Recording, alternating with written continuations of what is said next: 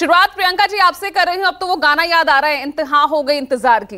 भाई कितना इम्तिहान लेंगे, अब तो इम्तिहान यहाँ जनता के सब्र का हो रहा है।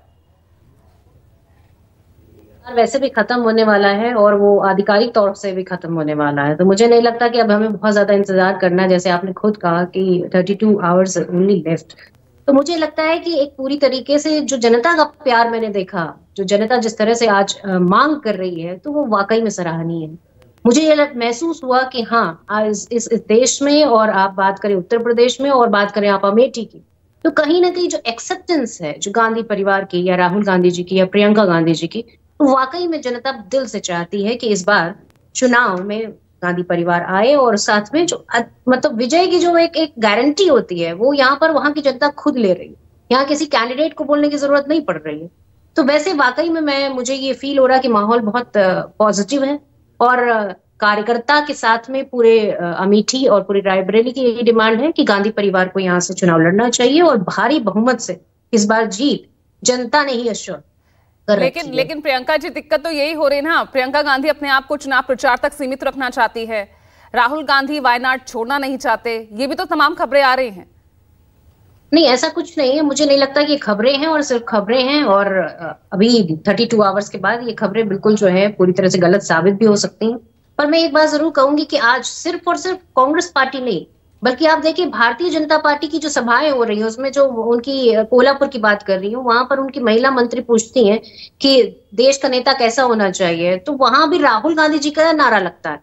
तो मुझे लगता है कि आज वाकई में इस जो लहर है वो वाकई में राहुल गांधी जी के फेवर में है, कांग्रेस के फेवर में है, इंडिया गठबंधन के फेवर में है। और पूरी तरीके से जो चर्चा है, अगर आप बस चर्चाओं की बात करेंगी, तो बहुत चिंताजनक चर्चा ये है कि अगर आप किसी भी शॉप पे चले जाइए, कहीं भी बैठिए, जहां 4 लोग बैठे हैं, उनके दिमाग में सिर्फ एक ही चिंता है, और वो शायद अमेठी रायबरेली की कैंडिडेट से ज्यादा चिंता है कि वो है वैक्सीन।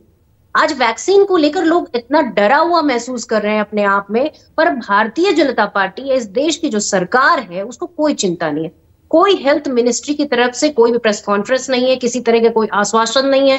इस देश में जो वैक्सीन के लिए एक तरह से पूरा प्रेशर डाला गया कि हाँ वैक्सीन लगवानी है, तो मैं समझती हूँ आज देश की सरकार की और मोदी जी की और हेल्थ मिनिस्ट्री की रिस्पॉन्सिबिलिटी है कि लोगों के अंदर जो डर बैठा है उसको किस तरह से निकाला जा सकता है, या जो भी तथ्य प्रस्तुत किए जा रहे हैं उस पर क्या सच्चाई है, आज देश जानना चाहता है।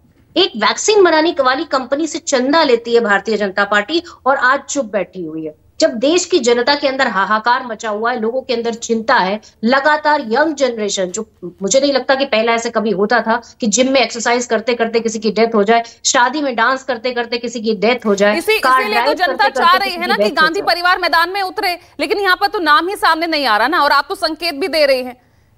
तो ऐसे में क्या राहुल और प्रियंका में से ही कोई उतरेगा अमेठी से?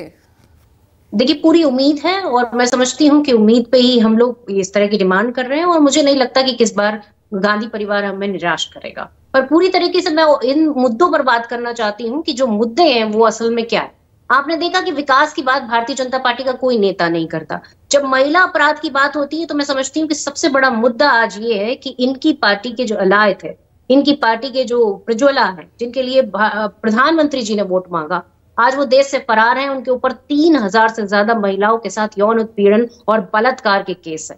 मैं पूछना चाहती हूँ कि प्रधानमंत्री जी ने आज तक कोई सफाई नहीं दी, क्योंकि उन्होंने उनके लिए वोट मांगा, और ऐसे बलात्कारियों के साथ साझा। इसलिए प्रियंका जी, हम भी ये कह रहे हैं, इतने अच्छे तरीके से अपने मुद्दों को जनता के सामने अगर यहाँ पर कांग्रेस रख रही है, खुद प्रियंका राहुल मैदान में उतरे हुए हैं, तो फिर अमेठी रायबरेली पर क्यों इतना संशय, क्यों इतना सरप्राइजिंग को बना रखा है? आप संशय समझ क्यों रही है? मुझे लगता है कि इसमें तो कोई संशय बचा ही नहीं है। मैंने कहा ना कि 32 our is only time which is left. तो पूरी तरीके से हम श्योर हैं, और मुझे लगता है कि तैयारी है, पूरी तैयारी भी है। अगर आप बात करें कार्यकर्ता की, तो पूरी तरह से कार्यकर्ता तैयार बैठा। क्यों ना प्रियंका जी, देरी क्यों? कोई यहाँ पर आप सवाल उठाने का मौका सत्ता पक्ष को भी दे रहे हैं।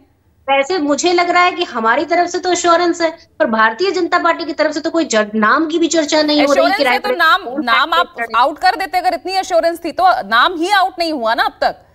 32 घंटे पहले नाम अगर आउट होता है, सवाल तो उठेंगे।